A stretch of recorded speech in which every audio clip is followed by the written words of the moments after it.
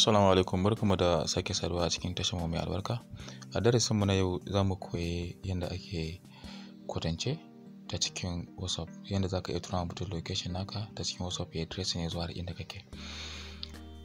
Abin da muke nufi a nan shine misali kana iya yin bako daga wani waje da bai san location naka ba, za ka iya tura mishi location naka ta cikin WhatsApp, shi kuma ya bude ya tracking kuma har ya iso inda kake. Shi wannan kwatancin da zaka tura mishi a cikin WhatsApp akwai yanda zai yi har ya tracking, har ya nuna mishi hanya, har ya iso inda kake. Da farko za mu yi amfani da wayannan applications da muke gani a nan desktop namu. Wannan application akwai GB WhatsApp, akwai kuma business WhatsApp. Za mu yi amfani da wannan GB WhatsApp, sai mu tura ma business WhatsApp location. Da farko za mu bude shi GB WhatsApp.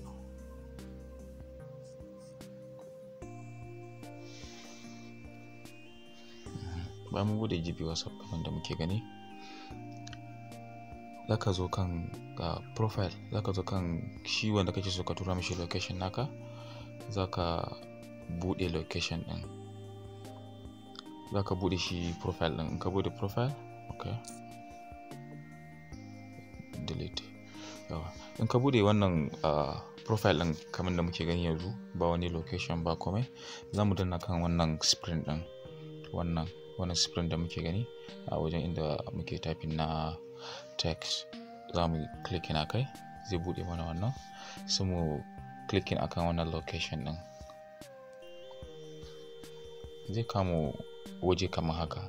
Akwai share live location, sai kuma akwai send my current location. In har ka san inda kake kana iya motsawa ko kuma kana iya barin wajen, zaka tura mishi share live location, don saboda duk inda ka motsa shi ma zai nuna mishi ka riga ka motsa har ya iso inda kake. In kuma kana wajen stagnant, kana waje daya, a waje ɗaya kake, to zaka tura mishi send your current location kenan.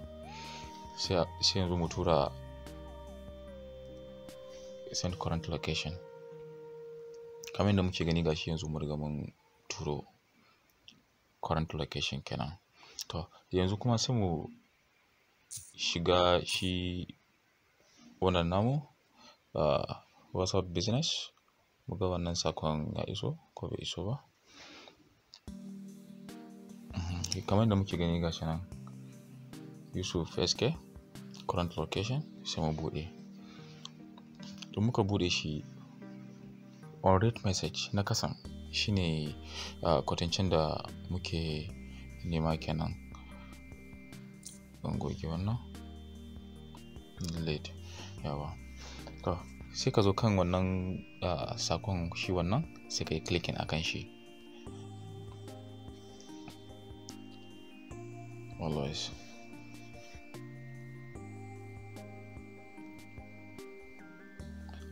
gashi kamar yadda muke gani ya bude mana, yana searching. Zai link da asalin map application na kan wayar mu, don kowane waya yana da wannan application din.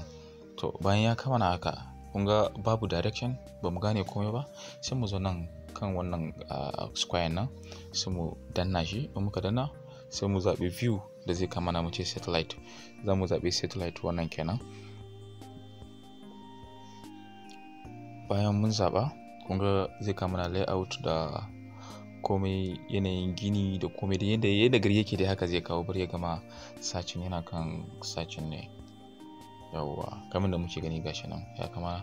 Za mu iya yin zooming nashi da hannu, mu buɗa sa haka, kuma za mu iya rufewa haka kamar da muke gani a nan.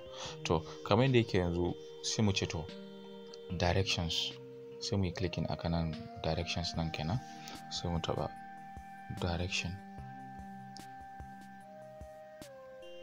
Kun ga yanzu gashi ya kawo mana location kenan, inda za mu bi har mu iso location na shi wanda ya turo mana location yanzu kenan. Zan yi 25 minutes 9.5 kilometers kenan. In kuma zan je wannan wajen, in zan bi wannan location din sai na click na kan start. Kun ga dan na click na kan start zai tambaye ni welcome to Google Play Store Navigator, sai in fara tafiya. So duk location da na fara bi gashi kuke gani, wannan shine location da zan fara tafiya. Zan fara tracing, ina tafiya yana tafiya har in zo inda shi wannan location na wannan WhatsApp business din inda yake kenan. Wannan shine karshen bidiyon mu. Mai sauraro, idan wannan shine bidiyon ka na farko akan channel ɗina, ka danna min subscribe da kuma kararrawar sanarwa don saboda samun sabbin shirye-shiryen mu. Mungode.